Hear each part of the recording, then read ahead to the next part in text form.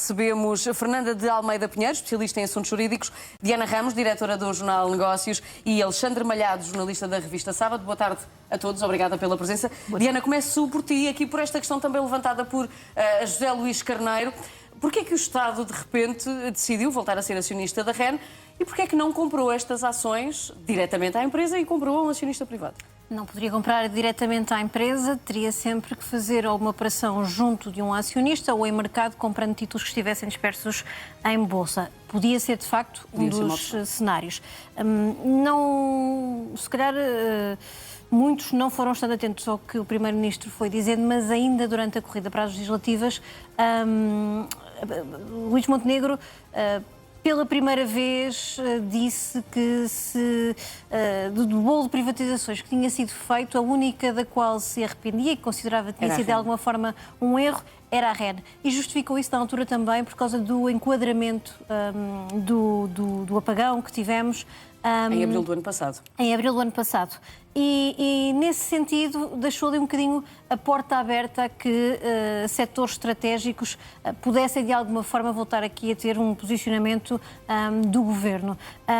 Entretanto, tivemos aquele anúncio no Congresso do PSD da vontade do Estado de ter um fundo soberano que pudesse participar em empresas estratégicas. O que acontece aqui é, perante o tipo de acionistas que a REN tem atualmente, o Governo decidiu abordar um deles, a Ponte Gadea, que é basicamente a holding de Amancio Ortega, o fundador da Zara, e encontrou aí uma porta de entrada para a empresa numa percentagem que lhe terá parecido razoável para aquilo que é a sua vontade de ter participações minoritárias em empresas que considera de setores estratégicos.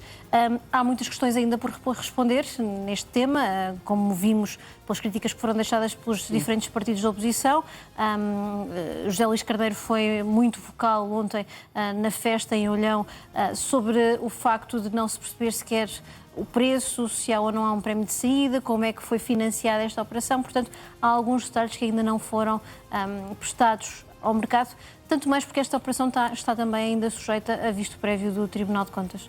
E, além disso, havia, como a Diana disse, muitos outros acionistas aos quais o Estado português poderia ter recorrido. Porquê um acionista espanhol, numa altura em que as ligações com a Espanha estão estreitadas, mas ao mesmo tempo também estão frágeis? Parece-me que foi a porta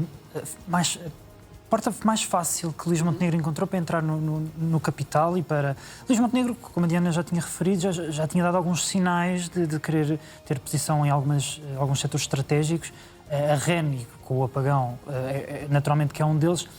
E parece-me que faz, tendo em conta os sinais que Luís Montenegro, o Primeiro-Ministro, já tinha dado, faz algum sentido o que foi anunciado agora na rentrée. A minha grande dúvida, que coloco e que nós devemos saber, é se para os objetivos que Luís Montenegro propôs na rentrée, que é, nomeadamente, ter, por um lado, decisões de investimento e para baixar o preço da energia, se estes 13% bastam, se justifica por vários motivos, e nessa questão os partidos da oposição, nomeadamente o secretário-geral do Partido Socialista, José Luís Carneiro, coloca essa questão e muito bem. Será que isto basta para o objetivo de Luís Montenegro, nomeadamente, que é a vida dos portugueses, que é baixar, portanto, o peso, diminuir o peso na carteira no que toca aos preços de eletricidade?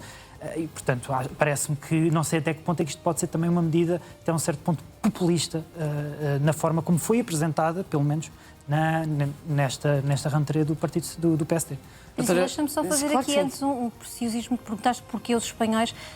Estes espanhóis em particular, a Ponte Gadea tem uma lógica de investimento em que não se cruza em empresas em que o Estado também esteja. Ou seja, o mais natural é que por um bom preço aceitasse aquilo que era vender uma participação financeira, porque era de facto uma participação financeira para aquela holding e cumpria os dois requisitos, que é não estar também em empresas onde o Estado tem assento. Exatamente. Fica feita esta ressalva, que é importante para que todos percebamos também. Mas a questão aqui em relação aos portugueses, o que é que nós vamos, de que forma é que vamos beneficiar com esta participação? Doutora Fernanda, a verdade é que se calhar não vamos beneficiar assim tanto. A minha dúvida também é essa. E neste sentido até é muito prosaico, não é? Como já aqui foi dito e muitíssimo bem, portanto estes 13% garantem o quê? Eu pessoalmente também acho muito bem que o Estado português tenha participações em situações estratégicas. E esta é realmente estratégica? Pois não sabemos, porque a verdade é esta. E então eu vou desmontar isto para o outro lado. É muito importante que o preço da energia contribui de uma forma contundente para aquilo que é a produtividade, e nós precisamos de melhorar os índices da produtividade. Só que o preço da energia, como todos sabemos, está até em média com aquilo que é o preço com a Europa. O que é que nós temos aqui de errado? É a carga fiscal que está em cima do preço da energia. Então, para isso, a mim parece-me, não é, na minha qualidade de leiga nesta matéria, que se calhar seria mais benéfico ponderar uma revisão da carga fiscal que está em cima da eletricidade, e isso é uma coisa que pode fazer diretamente o Governo. Eu estou a dizer só isto porque o Governo diz que quer baixar a eletricidade. Então, se quer baixar a eletricidade, porquê é que não baixa a carga fiscal que existe sobre este produto de eletricidade? Se todos chegamos à conclusão que isto, de facto, é contundente para a produtividade das empresas, porque o custo da eletricidade é um peso enorme em toda a estrutura industrial. Aliás, os nossos investidores queixam-se imenso disso. Já para não falar no contribuinte final, não é? Portanto, no contribuinte final, são contribuintes, mas são também utilizadores. O preço da eletricidade, nós não nos podemos esquecer que leva a que muita gente, no inverno, não acenda os seus aquecimentos, no verão não liga os seus ar-condicionados, porque nós sabemos que isto pesa e muito na energia, portanto, não é uma brincadeira. Um simples ligar de equipamentos pode significar o dobro da fatura naqueles meses, e que os portugueses não têm essa capacidade porque o custo de vida, de facto, é muito elevado. Eu tenho dúvidas, com toda a sinceridade. Pronto, enfim, não é a minha área de especialidade e, portanto, ressalvo já aqui a minha ignorância nesta matéria, mas tenho muitas dúvidas que com 13% pode realmente ser determinante em questões estratégicas, e elas também são importantes. Agora, o que nos é apresentado é baixar o preço da energia. Eu tenho dúvidas que só assim a gente lá vá. Diana, mas é possível fazer essa alteração ou esse ajustamento assim tão fácil? De todo. Nem com 13%, nem com os 25% que estão nas mãos de capital de uma empresa pública chinesa. E porquê? Porque quando foi vendida a REN, quando o Estado saiu da REN, fixou um contrato de concessão que, curiosamente, alguém hoje me descrevia que é um contrato com cintos e suspensórios muito apertado e muito definida a estrutura, que dá pouca margem aos acionistas que lá estão sentados na administração e que têm capital da empresa. Isto porquê? Porque o contrato de concessão fixa muitos dos termos daquilo que são, desde os investimentos a uma série de decisões estratégicas que a REN tem que tomar. O plano de investimentos, por exemplo, é enviado ao Parlamento, é também trabalhado em conjunto com o regulador, é também submetido à apreciação do Governo, portanto, achar que se pode ter um peso extraordinário pelo simples facto de se ter uma participação é limitado. A questão dos preços de eletricidade, os preços da eletricidade são fixados pelo regulador, são baseados numa forma de cálculo muito específica, e nós temos preços de um mercado regulado e de um mercado não regulado. Sim. Acho que a justificação que dá de ser uma participação financeira importante, essa de facto é a mais relevante, porque a REN é uma empresa que paga bons dividendos e que entrega resultados aos seus acionistas bastante relevantes. Há que perceber o que é que o governo de Luís Montenegro quer fazer a seguir com esta participação. Se vai ou não vai rever o contrato de concessão, até que ponto é que pretende indicar ou não administradores para a empresa para estar mais perto daquilo que é também o acompanhamento e a decisão. Mas a REN tem, de facto, uma lógica de decisão que já é muito profissionalizada, baseada em racionais e indicadores financeiros, e que está muito balizada pelo seu contrato de concessão, portanto a margem é reduzida.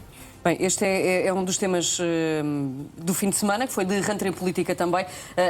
Para ouvir-vos todos, Diana, gostava de voltar a ti, para te ouvir sobre esta questão da festa do Pontal e depois também da festa de Olhão. Os dois partidos decidiram este ano fazer a rentrée lá em baixo, no Algarve.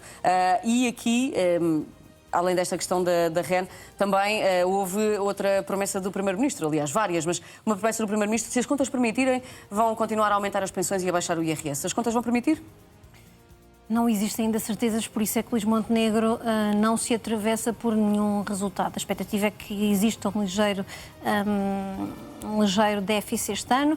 As coisas podem melhorar ao longo da execução orçamental e o Governo já tem uma execução orçamental bastante clara.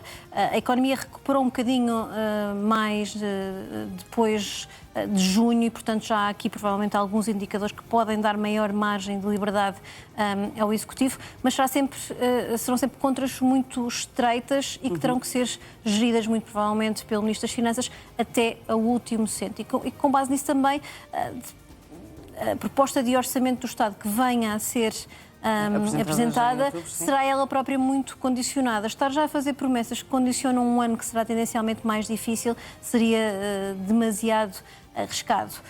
Posto isto, o que foi apresentado foi muito pouco. De facto, Luís Montenegro, que já usou este palco principal para apresentar um conjunto de medidas relevantes, aqui não o fez e foi mais justificativo daquilo que era a ação executiva. Mas foi fazendo saltos positivos na educação, na saúde, no PRR.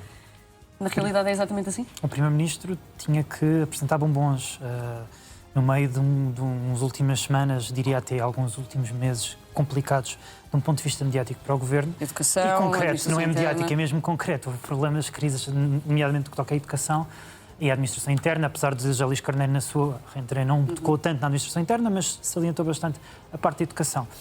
O que está a acontecer é a festa do Pontal foi uma tentativa e tentou pegar em algumas promessas que podem, nós não sabemos, mas podem correr bem ao Ministro, ao Governo. Um caso, por exemplo, ao Hospital Central do Algarve, que estamos há muito tempo à espera e que, se Luís Montenegro conseguir entregar isso à região, facilitará e será um grande empreendimento que os algarvios precisam há muito tempo, ao longo de muitos executivos que não conseguiram e que prometeram também. Mas lá está, muitas destas promessas foram até um certo ponto vazias. Temos o caso da REN, que são, quando nós começamos a olhar para os 13,7%, começamos a perceber concretamente o que é que Luís Montenegro consegue fazer com isto. Não sabemos. O Hospital Central do Algarve, quando é que vai conseguir entregar isso aos algarvios? Não sabemos, apesar de já terem sido feitos alguns avanços. Dito isto, o que me parece, e com isto termino também para passar aqui com a minha colega de painel, que é uma coisa muito simples, estas duas reentrées parecem um combate político em que Luís Montenegro quer ser Cavaco e José Luís Carneiro quer ser António Guterres. Sim, Luís Montenegro. O resultado de António Guterres. Não sei se em 95, há 31 anos. Portanto, voltamos muito atrás. Sim, mas invoca António Guterres. E no que toca a Luís Montenegro, invoca Cavaco, falando até de 2034, que quer novamente entregar um grande crescimento ao país e, portanto, vamos ver o que é que vai acontecer, nomeadamente este embate entre Partido Socialista e Partido Social Democrático. O que é que podemos esperar deste embate? Bom, vamos ter aqui para já uma reentrée quente em setembro, não é? Porque vamos estar com o orçamento em cima da mesa. Já sabemos que até ao final de setembro tem que estar devidamente aprovado em Conselho de Ministros, portanto vão começar as negociações, vão estar aqui a puxar cada um para seu lado. Portanto, o José Luís Carneiro já disse aqui que quer saber como é que vai ser esta orgânica do INEM, etc. Portanto, vai estar muita coisa aqui em cima da mesa. Já foram feitas as primeiras coisas em julho, não é? Portanto, o orçamento, como sabemos, começa a ser preparado muito antes, mas até ao dia 10 de outubro tem que estar entregue na Assembleia da República e até lá, quando regressarmos, não é? Portanto, temos mais uma semana e meia, duas, de alguma calmia, vamos assim, mas depois vamos começar aqui em força entre estes dois partidos. Dizer também em relação à REN, como disse muito bem a Diana, que ainda vamos ter que ter o visto, não é? Do Tribunal de Contas. Portanto, o Tribunal de Contas pode ainda chumbar esta situação, portanto, ela está sujeita... E é possível que chumbe? Então, pois, vai analisar se existem condições, porque vão ter que ser respondidas aquelas questões. A lógica financeira seria estranho que chumbasse, olhando meramente para aquilo que é a lógica de um investimento depende financeiro. da fonte de financiamento, etc., das tais perguntas que foram feitas por José Luís Carneiro, mas, portanto, ela existe e existe essa possibilidade, porque se não existisse legalmente, não estava prevista. E, portanto, ainda vamos ver, pode até não fazer nada, mas pode dizer que, senhora, que não existem condições para fazer o investimento. Vamos ver. Fernanda de Almeida Pinheiro, Alexandre Malhado, Diana Ramos, obrigada pela presença. Muito obrigada, muito obrigada.